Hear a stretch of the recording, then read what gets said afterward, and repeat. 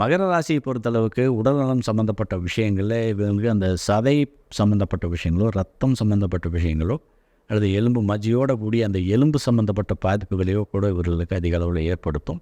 இதுமாரி இவங்களுடைய உணவு பழக்க முறையும் பார்த்திங்கன்னா, எக்காரணத்தை கூட நல்ல சாப்பிடக்கூடிய ஒரு மனநிலையை கொடுத்துரும். மண் தத்துவம் அப்படிங்கிறதுனால இயற்கையாகவே மண் தத்துவ ராசியில் யார் வந்தாலுமே அவங்களுக்கு அந்த உணவின் மேலே நாட்டம் கொஞ்சம் அதிகமாக இருக்கும். நல்லா சாப்பிடக்கூடிய ஒரு தன்மை இருக்கும்.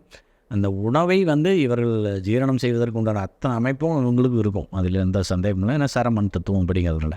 ஆனால் இந்த உணவு பழக்க வழக்கத்தை ஒரு இயற்கையோட தன்மையில் இவங்க சுவீகரித்தால் மட்டுமே உடல் ஆரோக்கியம் பாதிக்கப்படாமல் இருக்கும். பர்டிகுலராக இவர்கள் எலும்பு சம்மந்தப்பட்ட தொந்தரவு வந்தாலும் சரி, அல்லது எலும்பு மஜ்ஜையில் அந்த சிவப்பணுக்கள் சம்மந்தப்பட்ட விஷயங்கள், ரத்தம் சம்மந்தப்பட்ட விஷயங்கள், சதை சம்மந்தப்பட்ட விஷயங்கள் ஏதாவது பாதிப்பு வருகிறது என்றால் உடனடியாக சரியான மருத்துவத்தை நோக்கி செல்வது அவசியம். ஏன்னு கேட்டிங்கன்னா, இந்த சதைப்பிடிப்பு இந்த மாதிரி விஷயங்கள் எல்லாம் கடுமையாக பாதிக்கிறவங்க இந்த மகர ராசியை சேர்ந்தவர்கள் இருப்பாங்க அப்படிங்கிறது தான் யதார்த்தமான உண்மை நிலை.